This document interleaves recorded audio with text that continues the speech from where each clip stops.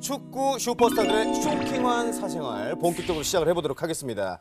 자, 첫 번째 나라 어디입니까? 네, 첫 번째로 가볼 나라는 포르투갈.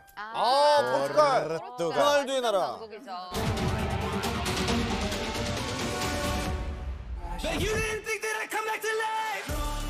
뭐 말해 뭐합니까? 실력은 뭐 인정이죠. 대단해.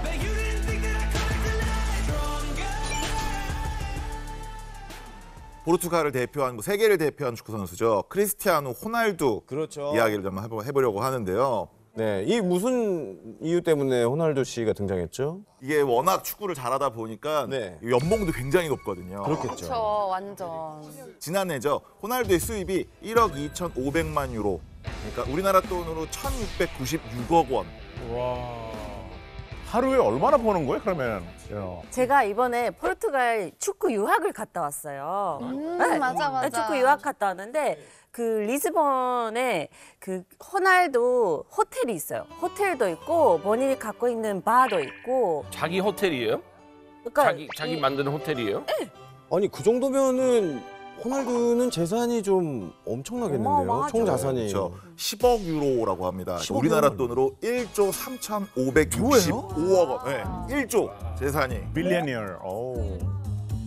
그 부동산 얘기부터 하자면은 이게 그냥 한 곳의 나라에만 갖고 있는 게 아니라 유럽 전역에 총 8채의 주택을 소유하고 있다고 하는데요. 돈으로 환산하면은 4,300만 파운드, 우리나라 돈으로 680억 원.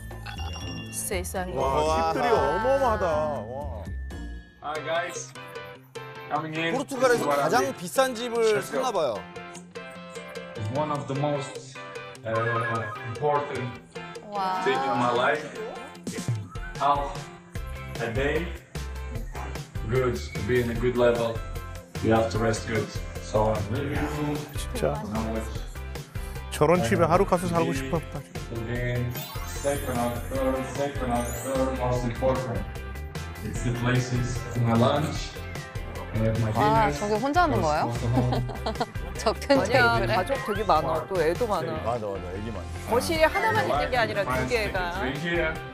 It's where 마담 봐봐. 수영장 수영장 두 개네. we're there, and we create here the. 무슨 집에 축구장이 있어. Soon gonna be the Christmas. I wish everyone Merry Christmas. 아, 부럽네요. 아름답네. 여기서 끝나는 게 아니라요. 이렇게 돈이 많은 1조 원의 재산을 가진 호날두는 휴가를 이제 어떻게 보낼까 어떻게 보낼까? 어떻게 많이 보낼까요? 궁금해하실 아, 텐데. 진짜 플렉스는 휴가에서 나오는 거죠. 아, 그렇죠. 네. 스페인 쇼에서 이야기를 나왔는데 호날두 이제 가족 휴가 비용을 계산을 해봤는데 그 비용만 380억. 뭐라고요? 네, 그러니까 휴가 한 번 갈 때 400억 쓰고 오는 거죠. 근데 이거 388억을 어디다 쓰는 거예요, 어디 대체? 간 거예요? 네. 뭐 해요, 이거? 스페인 마요르카 섬에서 휴가를 보냈는데요. 346억 원짜리의 개인 제트기를 타고 와우. 그리고 이제 스페인 도착해서 100억짜리 요트를 타고 바다에서 놀았다고 합니다. 그쵸, 거기서 그리고 화풍을 나가네요, 우리가 벌써. 이제 수건, 뭐 치약, 칫솔 이런 네. 생필품을 사는데 14,000유로. 우리나라 돈으로 1,890만 원. 아, 도대체 어떤 물티슈를 사는데 그렇게 비싸요? 호날두 행위 약간 호구 같은데요? 그렇게 왜 비싼 거 사요? 이 호날두의 플렉스가 그냥 단순히 여기서 끝나는 게 아니라 우선 호날두가 2015년 걸프 스트림 G200 자가용 제트기를 2천만 파운드, 그러니까 316억 원에 구입을 했는데요. 이게 승객이 10명까지 탑승을 할 수 있고 시속 900km의 속도로 비행을 할 수 있었습니다. 그리고 호날두가 여자친구인 조지나 로드리게스 그리고 5명의 자녀들과 유럽으로 휴가를 떠날 때 이 전용기를 이용했는데 근데 원래 갖고 있던 전용기를 팔고 새로운 전용기를 샀어요. 왜요? 너무 작아서. 와. 아. 얼마나 작길래. 이제 구매했을 때보다 이제 가족들이 늘어나니까 애를 좀 낳죠. 그렇죠. 그러니까 우리가 보통 자녀들 낳으면 차를 바꾸잖아요. 맞아. 자녀들이 이제 많아지니까 전용기를 바꾼 겁니다. 스케일이 다르다. 아니 뭐 또 우리 또 축구 선수 호날두가 이렇게 또 휴가를 보내는 거 보니까 이 또 진정한 플렉스가 아닌가 싶고 네. 우리 감독님의 휴가도 참 궁금합니다. 어떻게 보내시는지. 지금 호날두 보니까 너무 비교되는데 네. 저는 우리나라에서 휴가를 보냈어요. 가족들하고 같이 네. 영덕 되게 유명하잖아요. 그게 바로 최고의 행복입니다. 그리고 되게 몇 가서 마리 드셨어요? 몇 마리 드셨어요? 여러 마리 먹었거든요. 야, 그렇지. 감독님 뭘 타고 가셨어요? 저는 작아요. 그렇죠. 전용차. 전용차. 전용기가 있다면 우리 전용차. 대게 먹고 그다음에 또 이제 강원도 그 길 7번 국도 길 따라서 설악산까지 또 가고 네. 우리나라의 전기를 받기 위해서 기운을 받기 위해서 얼마나 좋아요. 이게 공감이 가잖아요. 아니 이제 궁금한 거는 사실 2002년 월드컵 때 우리 네. 또 감독님이 포르투갈과 또 한 번 붙지 않았습니까? 예, 붙었죠. 그때 이제 우리가 승리를 했는데 만약에 당시에 호날두가 그 팀에 있었더라면 감독님 어떻게 됐을까요? 그때 분위기로는 네. 어떻게 보면 호날두가 뛰었어도 저희가 지우지 않았을까 생각합니다. 훌륭한 표현이었습니다. 지우지 않았을까? 너무 좋아. 자, 어쨌든 우리 또 플렉스의 네. 끝판왕 호날두. 참 부럽습니다. 다음 징크스 주인공. 네, 엉덩이를 누굽니까? 벗어날 시간입니다. 다음으로 만나볼 징크스의 주인공은 바로 크리스티아누 호날두입니다. 네, 그의 첫 호날두는 번째 뭐예요? 징크스는 네. 바로 머리 세팅입니다. 머리 세팅이요. 네. 아 그게 징크스라서 맨날 머리를 그렇게 했군요. 네. 아 진짜 호날두 머리 흐트러진 걸 본 적이 없는 것 같아요. 깔끔하게 포마드로 묶고 나오지 않습니까? 야, 이제 좀 호날두는 광이 나죠. 네, 머리가 완벽히 세팅되어야만 경기장에 나선다고 하는데요. 그래서 항상 경기 전에 네. 자신의 헤어 디자이너에게 머리 손질을 직접 받는다고 합니다. 아니 그러면 샵에서 출장을 나오는 겁니까? 라카룸까지? 그건 잘 모르겠는데. 거기서 드라이하고. 호날두 다른 뭐 징스 같은 거 없나요? 네, 호날두 선수의 두 번째 징크스는 징크스가 많네요. 네, 이거는. 바로 경기장에 들어설 때 항상 오른발을 먼저 내딛는다입니다. 왜? 네, 호날두는 이제 지난 몇 년 동안 이게 왜? 항상 오른발부터 축구장을 밟는 습관이 있다고 합니다. 네. 왜 그러지? 이유가 있나요? 그렇게 해야만 경기가 잘 풀린다라는 본인만의 징크스인 거죠. 그냥 믿는 거죠. 그럼. 하다가도 지금 한 발로 이렇게 하더라도 오른발로 들어가야 돼. 진짜 100% 와. 무조건 오른팔로 들어가네요.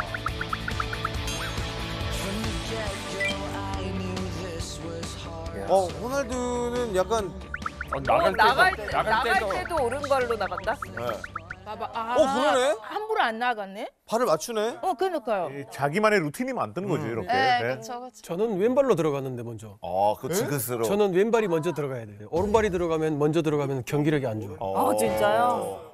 감독님은 왼발이라고 하셨는데 그럼 네. 뭐 예를 들어서 발이 거리 계산을 잘못해가지고 네. 감독님이 입장을 하는데 계산을 잘못했어요. 근데 왼발이 여기 왔어. 그럼 어떻게?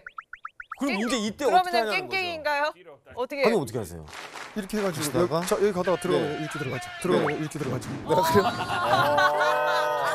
쉽네. 약간 간단했어. 그렇게 멋있지는 않지만. 근데 가다가 이제 오른발이 들어가려는데 여기서 네. 바뀌면 여기서 왼발이에요. 닿은 적도 있어요, 이거? 아니요 안 닿았어요. 네. 혹시 그럼 다른 선수들의 그 징크스를 직접 목격한 거 있습니까? 루틴이라든지. 샤워를 하는 선수가 있고 안 하는 선수. 우리나라 선수들 이야기였어요? 누가 네. 샤워 안 해요? 아유, 알았어, 뭐 할 거예요. 모든 스포츠 분야 선수들이 이런 징스 다 가지고 있을 거예요. 진짜. 뭐 예를 들면 양말 왼쪽 양말 먼저 뭐 신는 사람도 있고. 자기만의 루틴이. 그쵸. 그러니까. 자기 루틴이 딱 돼 있지 않으면. 또 다른 징크스는 뭐가 있습니까? 우리 축구 네. 선수들의 징크스. 다음으로 만나볼 징크스의 주인공은 뭐 거의 축구의 신, 축구의 황제라고 불리는 리오넬 메시. 메시. 맞아, 아직 안 메시. 나왔어, 메시가. 네, 메시 징크스는요 바로 수염입니다. 아톨. 털. 아톨이네, 아르헨티나 털. 호톨, 아톨. 아톨. 이제 아톨형으로 가자. 이 수염에 관한 무슨 징크스입니까? 메시가 우선 수염을 기르기 시작한 게 2016년부터인데요. 네. 2016 코파 아메리카에서 수염을 기른 채 나타나서 팬들이 되게 신기하게 봤거든요. 원래 없었는데. 네. 되게 깔끔했는데. 이 지저분해 보일 수도 있는 이 수염을 기르는 이유가 두 가지가 있는데요. 네네. 첫 번째는 이 수염이 나쁜 기운을 떨쳐내고 이제 우승을 가져다 줄 것이다라는 아르헨티나의 미신이 있었다고 합니다. 두 번째는 이게 메시 선수한테는 특유의 이게 거친 태클이나 몸싸움이 굉장히 많이 들어오기 때문에 상대 팀이랑 기싸움을 하기 위해서 저렇게 수염을 길렀다고 하네요. 야. 이 메시가 이번 월드컵을 마지막으로 이제 다시는 월드컵 무대에 서지 않겠다라는 은퇴 의사를 밝혔는데요. 이 마지막 월드컵에서 메시가 어떤 모습을 보여줄지 기대가 크네요. 네. 자, 다음은 어디로 가나요? 다음으로 가볼 나라는 바로 대한민국입니다. 대한민국.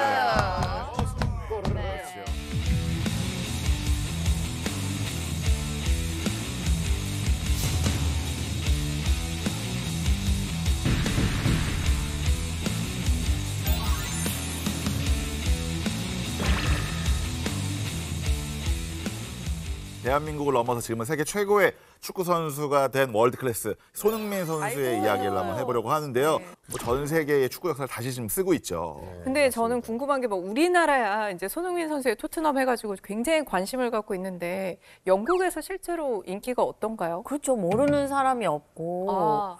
뭐 예전에도 한국 선수들이 많았잖아요. 뭐 이영표 선수님도 가셨고, 뭐 박지성 선수도 있었는데 지금이 진짜 최고. 예. 그러니까 전 세계에서 인기, 다 예. 이름 알아요. 모르는 사람 없어요. 모르는 사람 없는 모르는 것 사람 같아요. 진짜 없어요.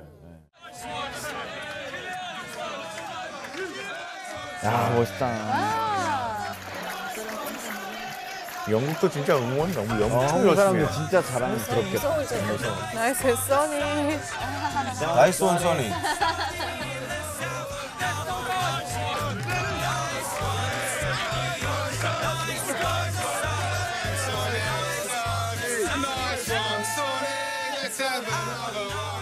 너무 귀여우시다.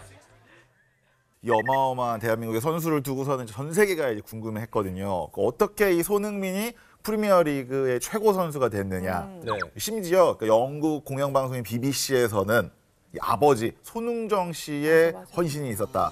그 아버지도 이제 프로축구 선수였다라고 이제 보도를 하면서 분석을 했고요. 손흥민 선수도 나의 축구는 온전히 이 아버지의 작품이다라는 이야기를 하기도 했죠. 그러니까 아버지도 엄격하게 훈련시켰다고 또 들었어요. 맞아. 네. 손흥정 씨가 난 의붓아버지 소리를 들을 정도로 손흥민 자기 아들한테 혹독하게 대했다라고 고백하기도 했습니다.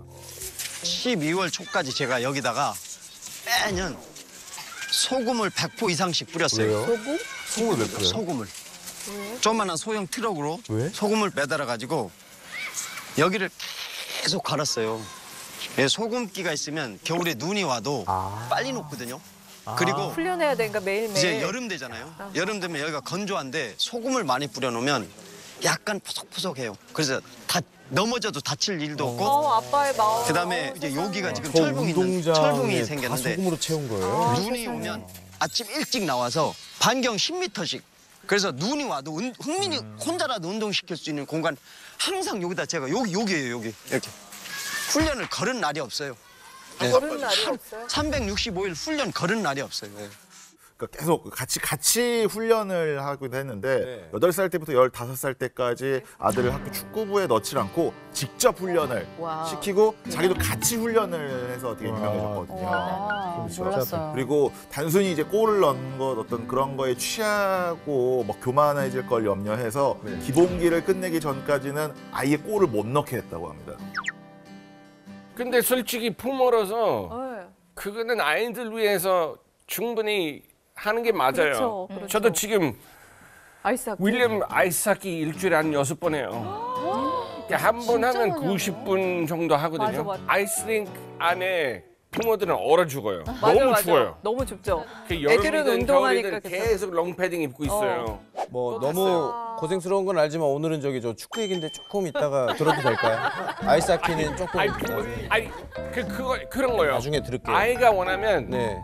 부모가 어쩔 수 없이 그거 해주는 거예요. 김태형 감독님은 자제분들은 축구를 안 시켰어요. 왜요? 어렸을 때 이제 축구를 했었는데 네. 큰 애가 근데 실력적으로도 그렇고 조금 약간 중간 정도? 이제 제 눈에 안 찬 거죠. 근데 주변 분들이 또 의견을 물어보면 다르지 않았을까요? 아빠 입장에서는 이 정도로 해가지고는 나중에 어떻게 보면 축구 선수로 계속 이어갈 수 없겠다 생각해가지고 축구 그냥 못하게 제가 했었죠. 근데 저도 사실 듣기는 손흥민 선수 아버님이 이렇게 앞에서는 이렇게 좀 엄격하긴 했지만은 뒤에서는 또 되게 많이 챙겨준다는 얘기를 들었거든요. 네. 굉장히 헌신적인 아버지였는데요. 이 손흥정 씨는 아들, 그러니까 손흥민 선수가 예전에 함부르크 유소년 팀에 입단하자마자 밥솥을 챙겨가지고 아들 뒷바라지 한 걸로 굉장히 유명했는데요. 심지어 이렇게 합숙하는 숙소 근처에 이렇게 싼 여간방을 자면서 매일 숙소랑 훈련장을 몇 시간 동안 이제 걸어 다니면서 대단하시다. 아들 팀 훈련하는 거 펜스 밖으로 보면서 심지어 그냥 보고 응원만 하는 게 아니라 그 아들의 훈련 모습을 거야? 분석해서 단점이 이런 게 있으니까 이렇게 개선해야겠다 이런 걸 계속 찾아냈다고. 소름 돋았어. 진짜 영화 같아. 이 아버지의 헌신적인 사랑이 오늘날의 손흥민 선수를 만든 거네요. 네, 맞습니다. 근데 그것도 사실 손흥민 선수가 이거를 잘 받아들여서 된 거지. 모든 부모가 그렇게 한다고 해서 자식들이 다 그렇게 되는 게 절대 아니잖아요. 맞아, 될 사람은 돼. 김태형 감독님 혹시 손흥민 선수 가까이서 보신 적 있으세요? 2014년도 브라질 월드컵 데리고 나갔었거든요. 그때가 흥민이가 제일 팀에서 막내였거든요. 네네. 근데 생활도 되게 밝고 성격도. 네. 근데 이제 그라운드 안에서는 또 되게 진지해지거든요. 맞아. 훈련도 열심히 하고 완벽하다.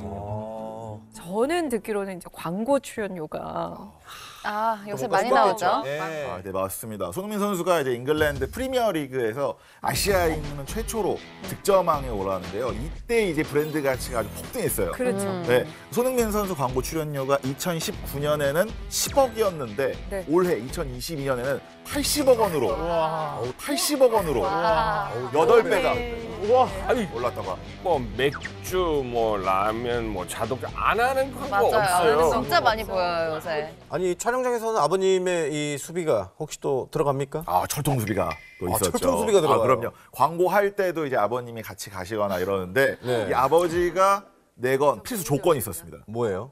이게 촬영 속도가 빨라야 된다. 광고 찍다가 축구 훈련을 못하면 어떡하냐. 훈련을 못할까 봐. 네, 축구에 집중해야 되기 때문에 피곤해서가 광고 아니라. 시간을 최대한 줄여달라. 빨리 찍고 훈련하러 가야 네, 맞습니다. 그러니까 이게 아버지가 모든 시간 관리를 해주는 거잖아요. 이 손흥민 선수라는 이 네임밸류를 탄생시킨 손흥민 선수의 아버님의 이야기였습니다. 또 어느 나라로 가볼까요? 다음은 아르헨티나로 가보겠습니다.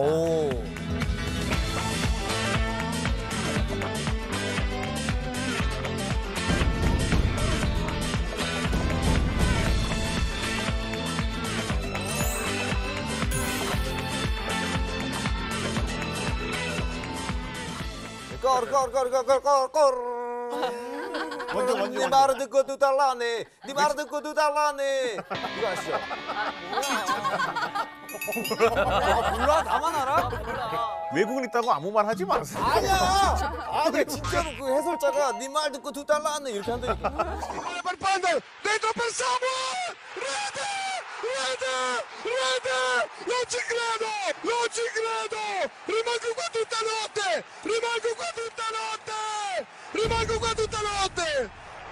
네 말을 듣고 두 달라네. 네 말을 듣고 두 달라네. 네 말을 듣고 두 달라네. 계속 그 얘기를 하는. 나 찾아봐야겠다. 진짜로 찾아보세요. 아시죠? 네. 혼자 너무 억울해가지고 안 믿네. 난 이렇게 지금 지어내시는 거 아니시죠? 지어내시는 거. 나는 어떻게? 깜짝 놀랐네. 이게 스트레스 받을 때 하기 좋네. 맞아 이거 스트레스 해소에 좋아. 재밌네요. 우리가 나라별로 또 문화가 다르니까 정말 재밌다. 인도도 한번 해보고 싶은데. 인도 있습니까? 인도 인도 어떻게 해요? 아직 뭐 칠 줄도 안 했는데 그거를 논리가 없고. 일단 나가고 나서 축구 오늘 분량이 나가겠나 모르겠네. 아니 아르헨티나에서 그래서 우리 네. 마라도나 전설의 레전드 오브 레전드거든요. 네, 맞습니다. 축구 역사상 최고의 선수를 이야기할 때 늘 입에 오르락내리락 하는 맞습니다. 선수입니다. 맞습니다. 바로 디에고 마라도나의 이야기인데요. 네. 마라도나를 신으로 숭배하는 종교가 있다라는 사실을 혹시 알고 계셨습니까? 몰랐어요 전혀. 네, 1998년 마라도나의 축구 팬들이 마라도나의 38번째 생일을 기념해서 창시한 종교가 바로 마라도나교. 진짜 종교를 만들었다고요? 어떻게 종교가 있어요? 그러니까 근데 이게 팬클럽하고는 다른 컨셉인가요? 그러면은 네, 이게? 팬클럽이라 볼 수 없고 진짜 말 그대로 종교인데요. 좀 무서운 엄연히 종교 단체로 인정을 받고 있습니다. 아르헨티나는 물론이고 스페인, 이탈리아 등 60개국에 무려 50만 명 가까이 되는 어마어마한 신도들이 있다고 합니다. 세상에. 네. 이러면은 사이즈가 꽤 있는 거예요, 이게. Que hoy se está bautizando para obtener su carnet de iglesia maradoniana. 어머, 와? 마라도나죠? 일반 교회하고 분위기 좀 다르네요. 아, 찬송가를 응원가로 쓰는군요. 어머, 근데 진짜 신으로 생각을 하는 거예요? 정말 이게 교회처럼 예배를 드리고 그런가 봐요. 근데 인도도 사실 마라도나 좋아하는 사람 너무나 많아서 인도에도 마라도나 사원이 있어요. 아, 진짜요? 사원 있고 팬들이 모여서 거기 마라도나 위해서 응원도 하고 사실 마라도나가 신기하다. 인도에 자기 팬들이 너무 많이 있는 거 알고서 인도에 여러 번 방문도 했고 축구 월드컵 하잖아요. 뭐 인도 팀은 없지만은 대부분 사람은 응원할 때 아르헨티나를 응원 많이 하고 마라도나 10번 유니폼을 입고서 아직까지 응원을 많이 하는 분들이 꽤 많아요. 아니, 안 그래도 최근에 그 마라도나 유니폼이 그 경매에서 엄청 비싸게 팔려서 그 화제됐거든요. 마라도나의 위력을 진짜로 실감하게 해준 예인데요. 얼마에 팔려? 지난 5월에 열린 경매에서 마라도나의 유니폼이 약 714만 파운드, 우리 돈으로 113억 정도에 팔렸다고 합니다. 네, 스포츠 기념품 경매 사상 최고가를 경신했다고 합니다. 마라도나의 이 찬송가를 쓰이는 응원가처럼 우리나라도 사실 축구 응원 노래들이 굉장히 많잖아요. 뭐 YB가 만든 오필슨 코리아라든지 뭐 붉은 악마 송도 있고. 여러분들의 나라는 어떻습니까? 인도는 응원보다는 선수들 위해서 영화를 만들어요. 지금이 살아있는 크리켓 선수들 위해서 다 하나씩 영화 만들고 배드민턴 선수 영화 만들고 다 지금 OTT 플랫폼 다 올라와 있어요. 그거 대신 축구 선수 영화 없죠? 아, 축구 얘기하니까 없네. 출전 안 했으니까. 있어요. 인도에 바이층 부티아라고 축구 선수가 있어요. 감독님 혹시 들어보셨어요? 아유, 출전 안 했는데 어떻게 들어요? 출전해야지 알지. 가나는 노래가 있어요. 하나 뭐예요? 하나 공부. 가나 이렇게 나니나니나 에에 와카 와카 에에. 신난다, 신나. 아니면 이것도 있어. 너무 신나다. 나 가나 스타일이 약간. 신난다. 나 가나 스타일이야. 되게 신난다. 멕시코 뭡니까? 우리는 노래에 딱이 넣는데 우리 응원하는 문화가 좀 색다를 수 있어요. 왜냐면 어떡해요? 그 옛날에 멕시코의 마야 문명, 아즈텍 문명이 했던 복장을 우리가 다시 해가지고 경기장 가요. 거기 뭐 머리 장식 요만한 거잖아요. 네, 맞아요. 거기서 이제 뒤에 사람 안 보이잖아. 제일 짜증나. 너무 현실적. 생각해보니까 그러네. 또 카니발 해야지 또. 그리고 옛날 방식으로 약간 상대팀한테 저주를 보내는 저주를 그런 거 해요. 네. 주술을 걸어요? 거기서 이제 그 사람들이 방청객이 있는데 보면은 용기도 나고 뭐 그래요. 거기서 이제 불 피워가지고 옛날 문명처럼 이렇게 춤추고 있고 뭐 뚱뚱뚱뚱뚱뚱뚱뚱 그런 사람. 여기서 이게 신나네. 근데 주술은 잘 안 통하나 봐요. 사강을 못 올라가. 사강에는 주술을 다 쏟아 부어야 되는 거 아닌가? 업데이트 안 됐어요. 그만해야 되겠다, 오히려. 자, 축구 역사에 이 길이 남을 전설이죠. 종교가 된 남자 마라도나의 이야기 우리 함께 해봤습니다. 자, 다음은 어느 나라로 또 가볼까요? 다음 가볼 나라는 축구하면 바로 떠오르는 나라, 축구 최강국인 브라질로 한번 가보려고 합니다.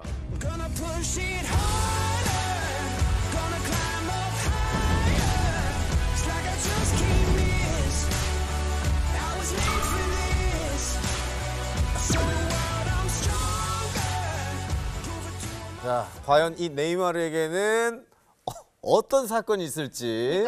제발. 자, 한영준 기자님. 제발 좀 기분 좋은 사건 있으면 좋겠어요. 네, 이 네이마르가 축구도 잘하지만은 이 손꼽히는 파티왕으로 유명합니다. 파티. 네, 파티. 그럴 수 있죠, 근데. 그렇죠. 외국에 또 발달했잖아요, 파티 문화가. 그렇죠. 자기 생일 때인 2월 5일 날 유명한 사람들과 팀 동료들을 초대해서 매년 성대한 파티를 한다고 하는데 이 네이마르의 주급이 60만 파운드, 우리나라 돈 9억 원을 받다 보니 생일 파티 스케일도 굉장히 크다고 합니다. 와우. 근데 저 이거 본 것 같아요. 이게 되게 화려하게 한 게 약간 시상식처럼 해요. 그러니까 유명한 축구 선수들 다 주대해가지고 입장부터 매년 테마를 약간 매년. 선택을 해요. 재밌겠다, 그래서 딱 사진도 찍고 막 되게 화려하게 하는데 돈 많이 진짜 쓰는 것 같더라고요. 지금 이 얘기 들어보니까 생각나는 사람이 있어요. 누굽니까? 그 럭키 생일 파티 매년 이렇게 하더라고요. 정말 이쁜 여자 굉장히 많이 불러요. 저도 알아요. 럭키 형 생일날 사람들 불러가지고 나갈 때 돈을 받더라고요. 이렇게 계산을 자기 가게에서 너 뭐 먹었지 하고. 최근 들어서 이 네이마르가 파티 때문에 욕을 먹고 있습니다. 아니 욕은 왜 먹어요? 뭐 파티 뭐 하고 싶으면 할 수 있잖아요. 문제가 네이마르가 지금 축구보다 파티에 더 이제 관심을 갖게 되었다. 너무 논다. 그러니까 작년이죠. 네이마르가 경기하다가 이제 발목이 크게 꺾이는 부상을 입었는데요. 아이고. 울면서 저렇게 그라운드를 빠져나간 네이마르가 진짜 아파 이제 8주 부상 진단이 내려졌거든요. 뭐 축구를 좋아하지만 그냥 개인적으로 네이마르 선수가 너무 자주 자빠진다고 생각해요. 너무 맞아요. 네이마르 선수는 좀 약간 네. 그런 스타일이에요. 그죠? 헐리우드 액션으로 이제 엄살 피우고 그러다 보니까 종종 이제 주심이 속을 때가 있어요. 그래서 도리어 진짜요? 파워를 이제 네이마르 쪽으로 주긴 주는데 주심들이 혹시 우리나라 선수 중에서 이렇게 약간 이런 연기 같은 거 굉장히 잘하시는 분 있나요? 그때 했으면 이천수가 가장 많이 했었죠. 근데 그 매력 있어요. 매력 있어요. 네, 매력 있잖아요. 할 수 있어요. 이렇게 쳤어. 그렇지. 잘하네. 너무 잘하는데요? 아니 근데 많이 해봤다. 근데 진짜 아픈 것 같아. 아니 이렇게 만약에 발목이 꺾여가지고 8주간의 진단이 나올 정도면은 이 보통 선수들은 이 이후에 관리를 어떻게 하나요? 저때 대비는 이제 기부스 8주 진다면 거의 인대 손상이 왔다는 소리인데 인대가 끊어졌거나 아니면 거의 끊어지기 직전이나 됐을 때가 8주 정도 나오거든요. 네. 그러면 그때 기부스하고 거의 안 움직이죠. 잘 붙어야 되니까 이게. 네. 그렇죠. 그런데 이 네이마르는 그렇지 않았습니다. 부상을 당하고 8주 동안 절대 안정을 취해야 하는데 이제 밤새 파티를 열어서 친구들을 초청해서 이 파티를 즐긴 사실이 밝혀졌습니다. 그래서 욕을 먹었군요. 그렇죠. 그러다 보니까 이제 팬들이 이제 미쳤다라고 하면서 네이마르를 비난을 했죠. 또 술 먹으면은 뼈도 잘 안 붙고 인대도 잘 안 붙고 더 붙죠. 네. 더 팅팅 붙죠. 그러니까요. 네. 이렇게 돈 많고 이렇게 파티하고 싶으면 그냥 집에서 해도 되지 않을까요? 아니 하면 안 되죠. 집에서 하는 게 내 아니라. 말은 여기 지금 뭐 클럽 같은 데 나가서 사람들은 다 보이는 입장에서 다 하는 거잖아요. 네네네네. 그럼 제정신이 아니잖아요. 그렇죠. 맞아요. 숨어서 하고 싶으면 숨어서 사람들은 모르게 할 수 숨겨서 하면 있는데. 좋다는 얘기죠. 숨겨서라도 파티를 하라. 지금 뭐 걸리지만 않고 숨겨서 하라는 얘기죠. 감독의 눈을 피해서 하고 내가 싶은 거 했어요? 다 하라. 내가 했냐고요? 자, 다음은 또 어떤 이야기를 들려주실 건가요? 다음으로 영국으로 가보겠습니다. 영국 좋습니다. 영국 재밌겠다. 영국 재밌다.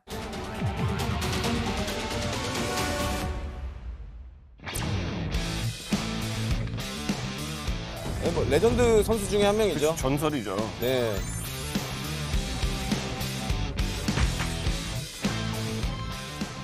네, 맨체스터 유나이티드의 살아있는 전설 라이언 긱스의 이야기인데요. 963경기에 출전을 했고 무려 180골을 기록을 했습니다.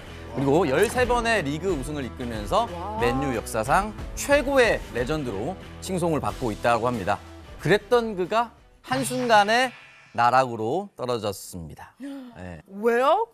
이렇게 대단한 양반은 왜요? 네, 사실 이제 축구하는 모습만 보면은 평소 이제 가족밖에 모르는 아주 바른 생활 사나이로 알려져 있었는데요. 네. 그랬던 그가 유명 모델이자 미스 웨일즈 대상을 차지한 이모젠 토마스와 불륜 관계였다는 사실이 들통이 난 겁니다. 오 마이 저 와이프인 줄 알았어요. 네. 이게 원래는 이미지가 정말 좋았거든요. 그래서 아내도 충격이 받았겠지만 팬들도 엄청 배신감이 느꼈었어요. 근데 이 사건은 시작에 불과했습니다. 얼마 후 영국의 한 언론사가 충격적인 기사를 또 터뜨렸습니다. 뭐죠? 라이언 긱스, 친동생 부인과 바람 피우다. 더더구나 8년 동안요? 네. 이거 엄청 복잡한 재수 건데. 씨. 어떻게 그럴 수가 있지? 불륜 상대는 동생 로드리 긱스의 아내 나타샤 긱스였다고 하는데요. 바람도 진짜 충격인데 이게 네. 뭐 친동생의 그러니까 그거 와이프는 이거는 건드리면 안 되는 그런 존재잖아요. 그게 가족이잖아요. 그러니까요. 이거 너 크리스마스에 이런 대잔치 이렇게 다 같이 만나서 막 엄마 아빠 다 같이 밥 먹어 막 이렇게 하는데 이따가 거기서 만나자 이렇게 돼. 소름 돋아. 정말. 근데 8년 동안 모른 거예요, 진짜? 그게 난 더 신기해. 정말 충격적인 사실은 이 동생 로드리긱스에게 아내인 나타샤를 소개해준 사람이 바로 라이언 긱스 본인이었다고 합니다. 그러면 동생 와이프를 결혼하게끔 소개를 만들어 시켜주고. 줘놓고 바람을 핀 거예요? 네.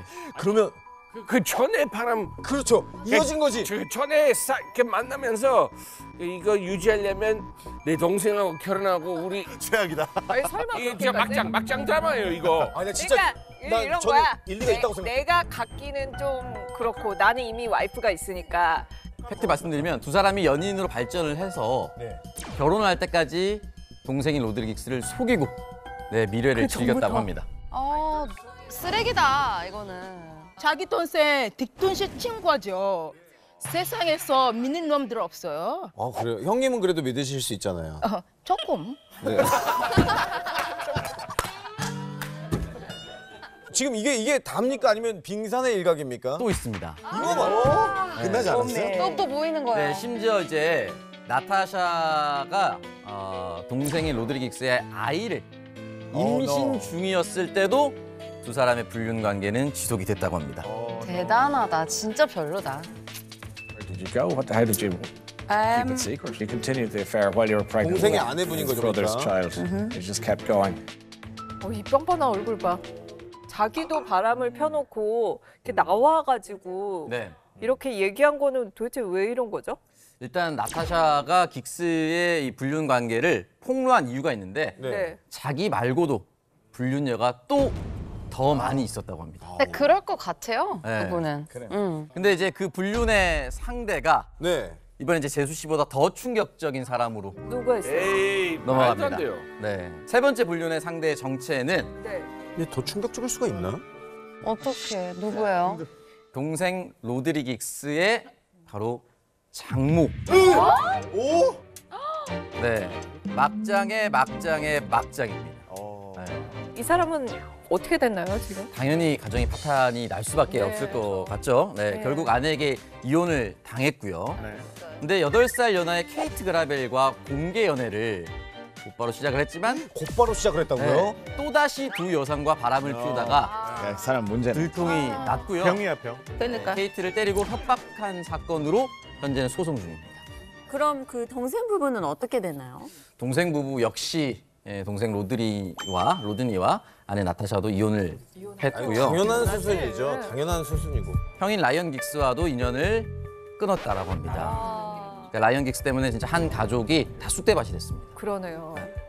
자, 우리 또 다음엔 또 어떤 이야기가 준비가 되어 있습니까? 네, 축구하면은 빼놓을 수 없는 게 징크스 이야기인데요. 그래서 이 축구 선수들을 들었다 놨다 하는 희한한 있죠?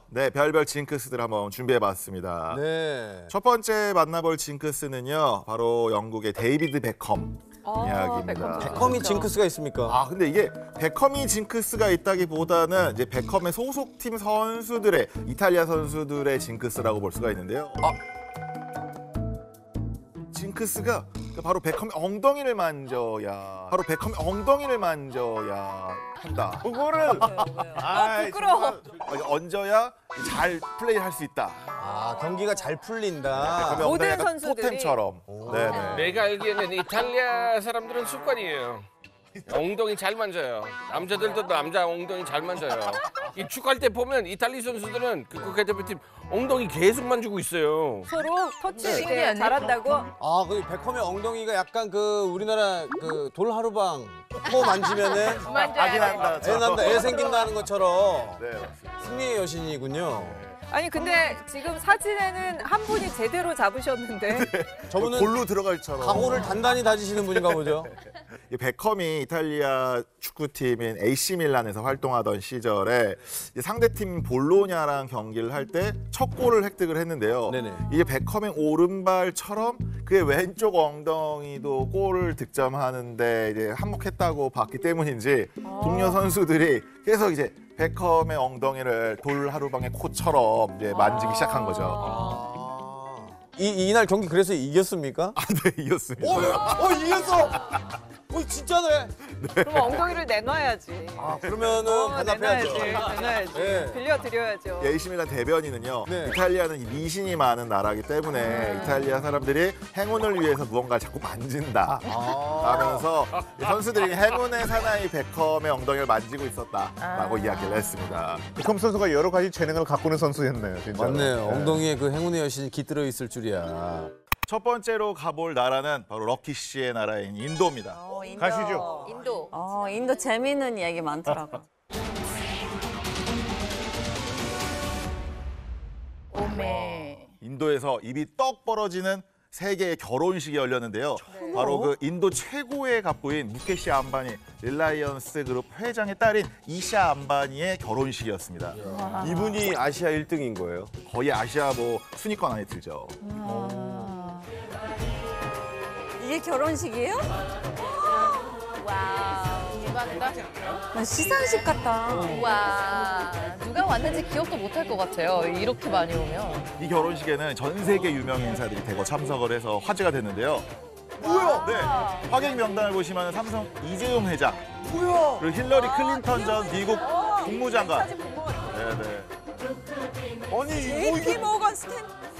골드만삭스 회장까지 갔어? 비욘세! 축가가 비욘세 와. 뒤에 백업 댄서분들도 같이 왔어요. 전 세기를 동원해서 대규모 축하 공연이 펼쳐지는 등등 이 결혼식 비용만 무려 우리나라 돈으로 1,130억 원이 달했다고 합니다. 근데 장난 아니다. 여기서 하나 추가를 시키자면은 결혼식 비용은 어마어마하지만은 접촉장 있잖아요. 네. 청첩장. 그거 하나가 얼마 정도 될까요? 얼마예요, 얼마요? 맞춰보세요. 이 정도 결혼식. 알고 있어요?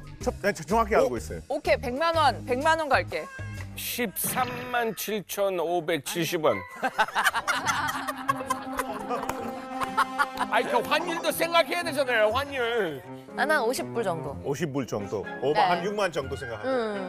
무려 접촉량이 인도 돈으로 30만 루피니까 30만 루피? 30만 루피가 한국 돈으로 한 500만 원 좀 넘어요.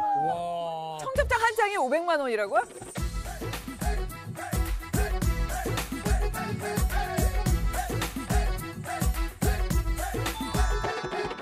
Nothing like my jat mahiya, nothing like my mutiara, nothing like some kangana shangana and long danishkara. Boogie te boogie, make it kholna. I go crazy, ke jab bajde Punjabi wedding song. 안에 금이 들어가 있고 진짜 화려한 접촉장이에요. 아시아 최고의 부호로 꼽히는데요. 맞습니까? 네, 맞습니다. 무케시 암바니 회장의 재산이 1천억 달러 클럽에 소속되어 있는 회원이기도 하거든요. 1천억 달러 클럽이요? 원이 아니라 1천억 달러요. 1천억 얼마예요? 아마 140조 원 우리나라 돈으로 되겠죠. 거기 몇 명이 안 들어갈 텐데 거기에. 그렇죠. 실제로도 전 세계 회원이 딱 11명 와. 밖에 없는 동호회라고 합니다. 네. 회원으로 아마 여러분들 다 아실 텐데요. 일론 머스크, 일론 머스크. 테슬라 회장, 그리고 뭐 아마존 창업자이자 대표인 유명하시죠. 네, 제프 베이조스. 항상 세계 부호에 이름 올리시고. 늘 들어가죠. 그렇죠. 그래서 암바니 회장 재산은 1,600억 달러. 우리나라 돈으로 한 200조 원이 넘는 220조 정도 되는. 상상도 안 돼. 2년 전인가 작년인가 1분단 이분이 버는 돈이 10억이더라고요. 우리가 잠깐 SNS 보면서 멍하니 있을 때 그들은 10억을 벌었어. 아유 상상하지 말자. 1,130억이었죠, 이 결혼식이. 네네. 그럼 이거 한 달이면은 이거 다 메꾸겠네요, 다시. 그러니까 굉장히 회장님 입장에서는 검소한 결혼식을 치르신 거죠. 그렇겠다. 그렇죠. 아 이거밖에. 정확한 말씀이에요. 자기 재산 피하면은 0. 몇 %를 안 쓰신 거죠, 한 사실. 1% 정도. 네, 이 결혼식장 입구에 인도 국민 배우들이 총출동해서 정말 유명한 그래서, 배우들이에요. 네, 네. 영화제 레드카펫 같은 오빠, 현장 오빠. 분위기가 있었고요. 와. 결혼식 축하현이 거의 뭐 대형 뮤지컬을 본 듯한 야, 이 저런 모습들이. 조형물 세운 것도 대단하네요. 우와, 무슨 사원 같아. 거기 집 앞마당에서 하는 거예요? 잠깐만, 그래. 우리가 그걸 입고 있었는데 여기 장소가 그러니까 이거 결혼식을 어디서 호텔에서 했나요? 진짜? 검소하게 집에서 했습니다. 그게 집이에요? 이게 집이에요? 그 집이 마당 진짜 마당이에요? 이게 집이라고요? 이게 집이었어.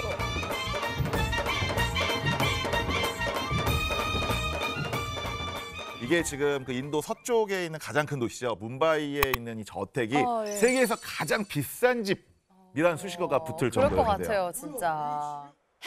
저 집이에요. 나 이거 신문에서 많이 봤어요. 이게 이 집이에요?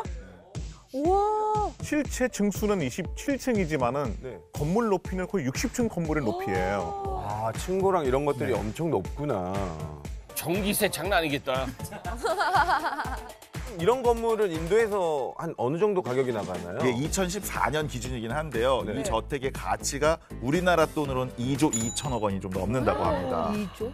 그러니까 개인 소유 저택으로는 세계에서 가장 비싸고 또 개인 소유 건물로는 가장 높은 건물이라고 하네요. 오메. 2조 2천억 원요? 네. 뭄바이가 땅값이 상당히 비싸요. 사실 이 집이 있는 그 동네 있잖아요. 약간 뭉바이의 정남동 같은 되게 비싼 땅인데요. 땅이 넓기도 하지만은 상당히 높아지는 게 이렇게 편지를 하면은 어마어마한 땅값을 내야 되니까 뭐 돈이 문제 아니라 근데 높이졌어요. 높이졌어요. 이게 차가 막힐 때 저 차로 가기가 힘드니까 헬리콥터로 이동을 해야 되잖아요.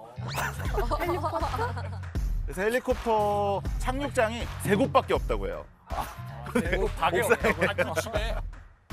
주차장도 6개 층밖에 없고요. 그냥 주차장이 6개라고요? 네, 그래서 차량도 168대만 될 수 있다고 합니다.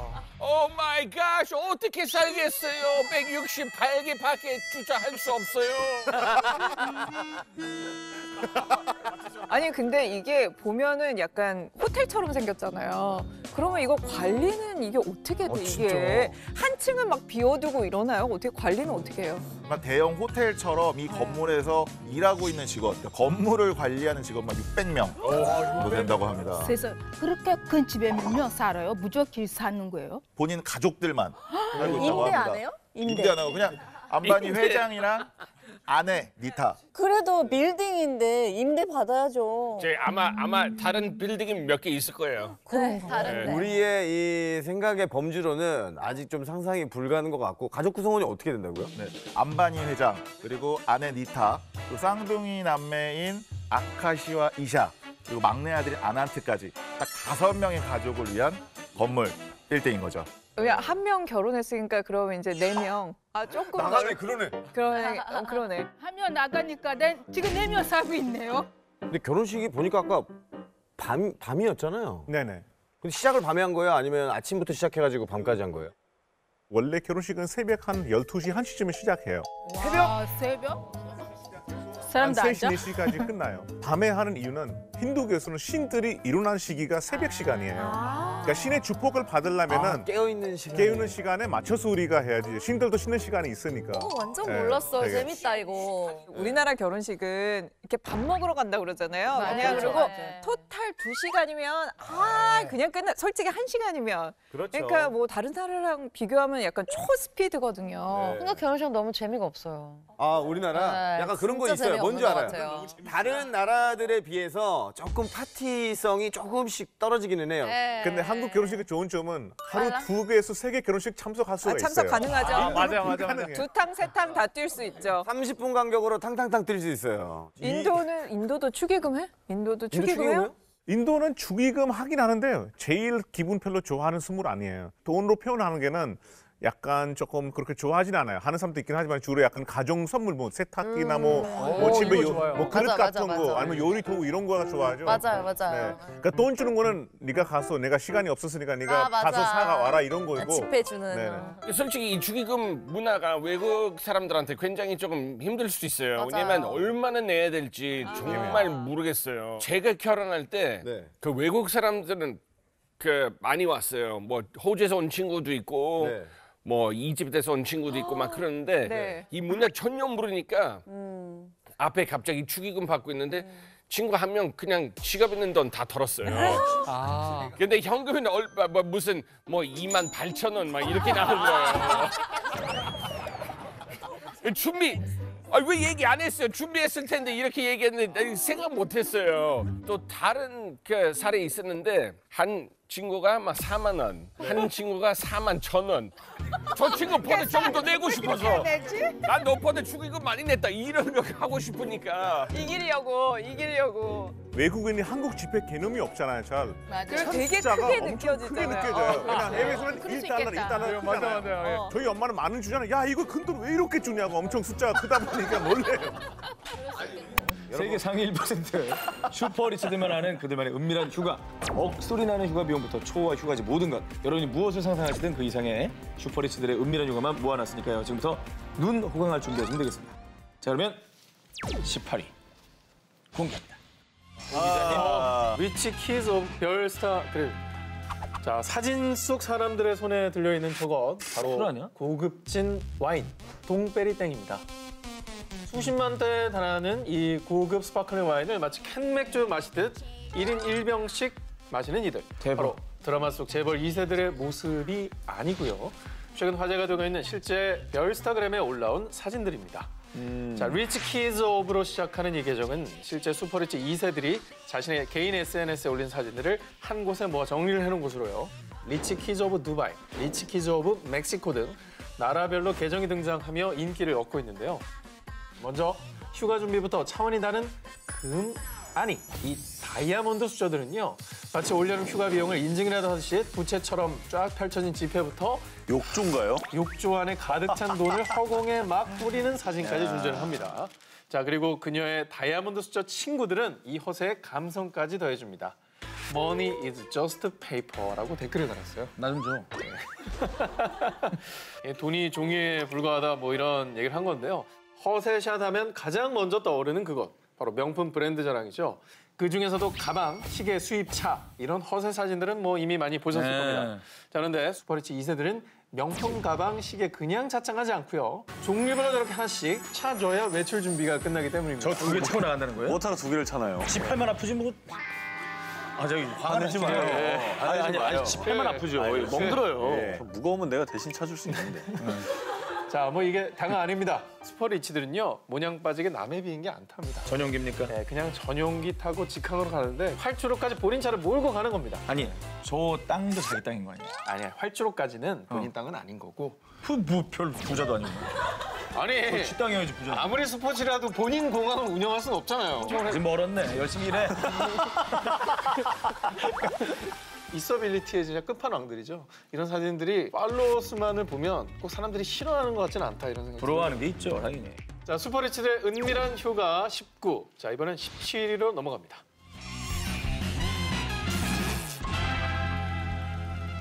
방콕, 세부, 발리, 몰디브 이름만 들어도 선베드 아래서 모히또 한 잔 드링킹하고 싶으시다고요? 이 중에서도 전 세계 인기 휴양지 갑 오브 갑, 바로 하와이를 빼놓고 얘기할 수 없습니다. 그런데 이 하와이에서 슈퍼리치들의 별장 전쟁이 벌어졌다고 해서 저 한 기자가 집중 취재했습니다. 세계 최대 소셜 네트워크죠. 우리에게 친숙한 얼굴책의 창업자이자 CEO 마크 저커버그. 2016년 포브스 기준 446억 달러, 한화로 약 49조 원의 어마어마한 자산가인 그가 하와이의 북쪽 해안가 땅을 사들였다는 소식이 전해져 옵니다. 바로 지난 2014년 10월 하와이 군도의 최북단 카우아이. 다른 섬에 비해 인간의 손길이 덜 타서 자연이 잘 보존되어 있는 곳으로 유명한 섬인데요. 가족과 함께 지낼 휴양지가 필요했던 저커버그는 가까운 하와이 섬에 별장이나 좀 지어볼까 하며 요 카우아이 북부 해안 땅 자그마치 1억 달러라는 어마어마한 금액으로 매입했습니다. 딱 줄 거져 있네요. 네. 저희 저거보고 땅이에요? 뭐 저 정도. 그렇게 크지도 않아요. 저 웬 호세죠? 저 정도라고요? 네. 어마어마하거든요, 지금. 그래요? 예. 딱 봐도 섬에 거의 한 반 정도 산 것 같은데. 우리 저 암석 하나 살 수 있을까요? 또 군도 최북단 카우아이에서 조금 내려오면요. 하와이저도 중간쯤에서 라나이 섬을 만나보실 수 있는데요. 이곳은 빌 게이츠가 1994년에 결혼식을 위해 통째를 빌렸던 섬으로도 유명한데요. 라나이와 사랑에 빠진 또 한 명의 슈퍼리치가 있습니다. 레리 앨리슨이 바로 그 주인공입니다. 2012년 6월 가까운 섬이나 하나 사볼까? 라며 라나이 섬의 지분을 무려 98%나 사들입니다. 라나이 섬에 매입한 금액은 정확히 알려지지 않았지만요. 하와이의 마우이 뉴스에 따르면 과거 이 섬의 잠정 거래 가격이 약 5억에서 6억 달러, 한화로 약 5,518억 원에서 6,622억 원 수준으로 알려져 있습니다. 지난 2014년이죠. 전기차 등 재생에너지 사용으로 이 섬을 100% 청정지역, 그린 커뮤니티로 만들고 싶다고 밝히기도 했습니다. 주변에 이제 어디 여행 가고 싶어, 휴가 가고 싶어 그러면 거의 요즘 대부분 하와이 얘기하죠. 하와이만 한 번 간 사람들은 정말 또 가고 싶어 하고. 왜냐면 날씨도 좋고 쇼핑도 되고 그다음에 휴양도 되면서 액티비티까지 할 수 있고 예, 게다가 음식도 훌륭하니까. 그러니까. 근데 그 섬에 가볼 생각을 했지 섬 전체를 통째로 사겠다는 생각은 그러게요. 쉽지 않은데 부루마블을 하면서 난 홍콩 사고 타이페이 사고 서울 사고 이런 걸 굉장히 자기만족을 했었던 제가 좀 부끄러워지네요. 꼭 잘 걸리는 데가 있죠. 나는 그놈의 콜롬비아 호텔. 콜롬비아. 그렇게 우주여행을 하고 싶지 않은데 우주여행을 시켜줘가지고 예, 파산한 적이 강제 있어요. 출국이야. 아주 클래스가 남다른 슈퍼리치들의 은밀한 휴가 19, 16위 공개합니다. 로만 장자가 선택한 사막 호텔.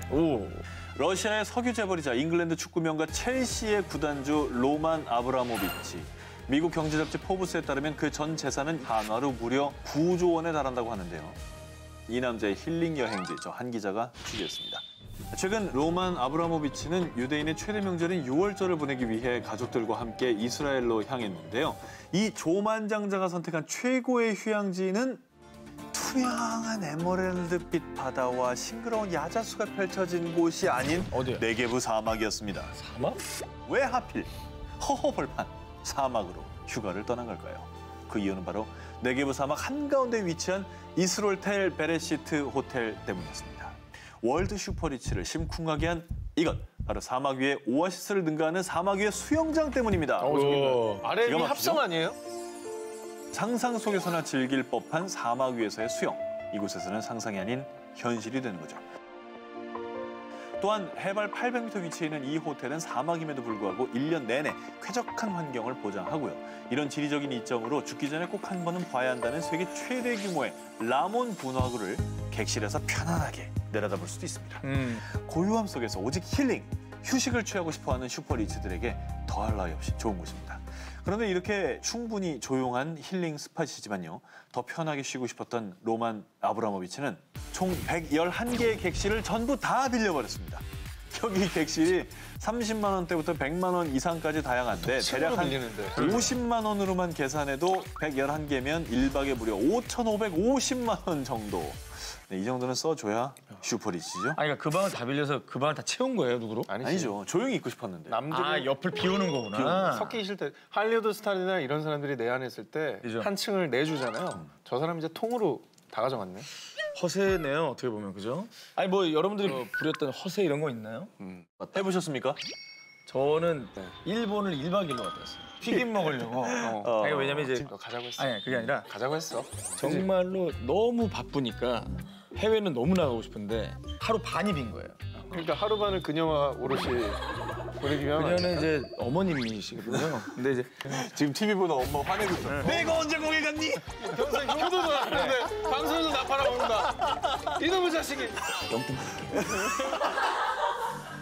벌써 입이 떡 벌어지신다고요. 아직 한참 남았습니다. 슈퍼리치들의 은밀한 휴가 19, 15위입니다. 왕실이 살아난 섬 엘류세.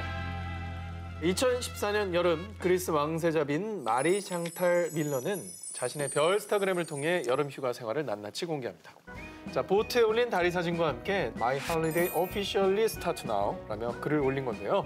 자, 이후에도 이 섬에서 보낸 휴가 풍경을 자세히 찍어 올리면서 여유롭게 휴가를 즐기는 모습을 업로드했습니다. 심지어 과거 영국의 고 다이애나비 신혼여행지이자 휴양지였다는 이곳.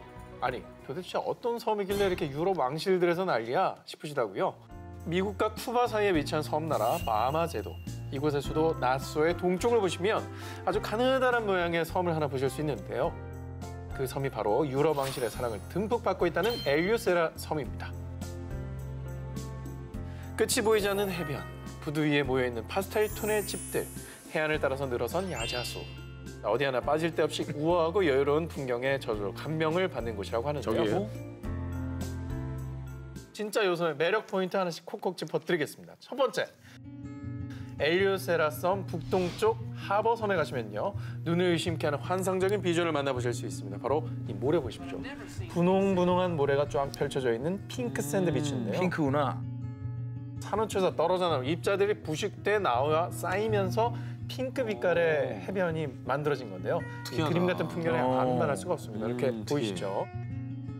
또 엘리오세라 섬의 매력 포인트 두 번째, 세계 최고로 통하는 블루홀을 포함한 트레인랩, 커런트 컷 등 세상에 또 없을 것만 같은 다이빙 포인트가 곳곳에 숨겨져 있고요.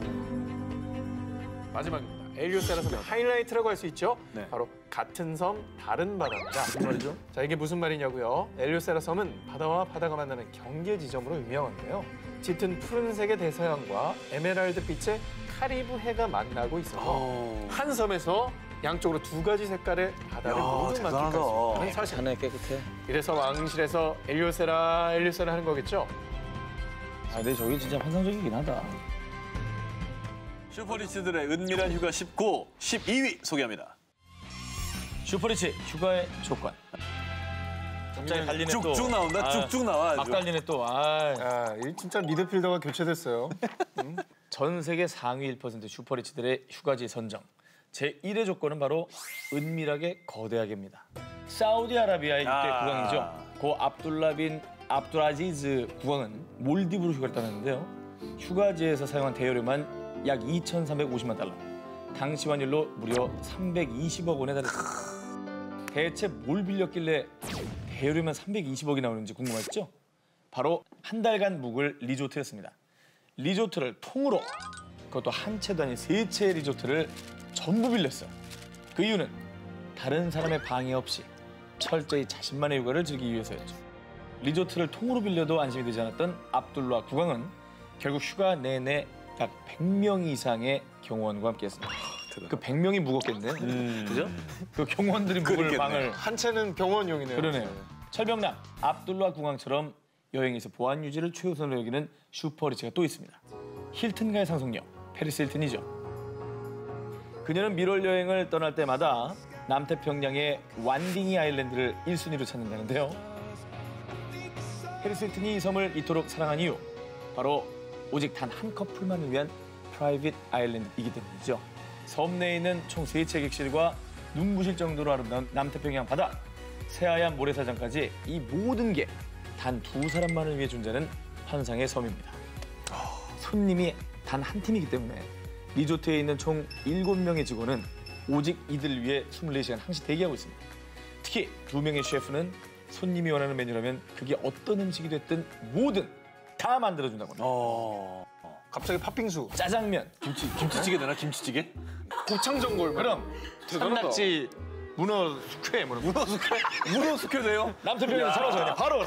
야, 대박이다. 페리스 힐튼이 낙지 하면 바로 하는 거죠. 통 크게 빌리기로는 이 남자도 빠질 수 없겠죠. 2013년 당시 무려 약 1,200억 원에 달하는 거액을 받고 레알 마드리드로 이적한 축구선수 가레스 베일. 그는 스페인 이비자 섬 인근에 위치한 타고마고 섬을 일주일에 약 49만 5천 달러, 하나로 약 5억 4,800만 원을 주고 섬을 빌렸는데요. 여자친구에게 로맨틱한 프로포즈를 하고 싶어서였죠. 스포츠 스타의 통큰 프로포즈 결과 섬 하나 로맨틱 성공적. 결국 이 두 사람은 결혼을 약속하게 됩니다. 아무리 돈을 많이 벌어도 5억씩 들여서 섬 하나 빌려서 프로포즈했는데 no 그러면 여자들 입장에서는 돈의 액수가 중요한 게 아니라 계속 그 사람이 잘 유지될까 이거를 판단하겠죠. 그래서 어떻게 했어요? 예? 제주도 빌린 거랑 가는 거지? 아니 그러면 안 돼. 지금까지 생각한 서프라이즈로 거. 가야지 도와주세요. 이거는. 지금까지 생각한 거지. 저 그러면 저는 하나 질문 한번 해볼게요. 한 기자님 프로포즈 어떻게 했습니까? 한 기자님 프로포즈 어떻게 했습니까? 어떻게 했냐고요? 와, 나 이 얘기 나올 줄 몰랐다 진짜. 야, 저기 진짜 나쁜 애들이다. 울어요? 야, 그래서 이게 언제야? 슈퍼리치들의 은밀한 휴가 19, 10위입니다. 스웨덴 왕실의 영순위 휴가지. 허가 없이는 못 가는 로열 아지트. 궁금하다. 돈, 권위, 명예. 이런 거 1도 안 부러운 로열 패밀리들은요. 무조건 초호화만 찾지 않습니다. 과연 왕족들만의 특별하고 은밀한 휴가지는 어딜지 지금 소개해드립니다. 스웨덴 왕실에서 이 호텔에 초대되어 방문한 뒤엔요. 그 매력에 흠뻑 빠져 매해 영순위 휴가지로 찾는다는 그곳. 바로 스웨덴 유카스 야르비에 위치한 아이스 호텔입니다. 외관은 그냥 평범한 이글루 같지만요. 내부에 딱 들어서면 Do you wanna build a snowman? 왠지 엘사가 등장할 것만 같은 겨울왕국 그 자체입니다. 영국의 셰익스피어 원형극장을 본뜬 얼음극장부터 보드카-바, 레스토랑까지 올리 얼음으로만 깎아 만들었고요. 내부실을 전부 다요? 그렇습니다. 오. 매해 색다른 테마로 꾸며지는 객실은요. 온방이 갤러리 그 자체인데요. 야, 요즘 같은 때 한번 가고 싶겠다. 진짜. 저렇게 모든 장식, 테이블, 뭐 조각 전부 얼음입니다. 진짜 얼음이라고? 네. 저 등까지 얼음이야. 등도 얼음입니다. 난방하면 다 녹지 않아? 그 조명을 안 뜨거운 걸 쓴대요. 녹을까 봐. 얼음 침대 시트는 리얼 사슴 가죽으로 제작됐을 뿐 아니라 반드시 두툼한 파일럿 유니폼에 방한화 순롱 모자까지 아이스 호텔만의 공식 룩을 입어주시면 되고요. 그리고 무엇보다 이곳이 특별히 왕실의 애정과 보호를 받는 이유가 따로 있습니다. 바로 한정판 호텔이기 때문입니다. 이 아이스 호텔에 있는 유카스 야르비를 휘감고 도는 톤강 얼음이 약 1m 정도 얼어붙으면요. 100여 명의 세계적인 건축가와 예술가들이 우르르 모여 대대적인 작업을 시작합니다.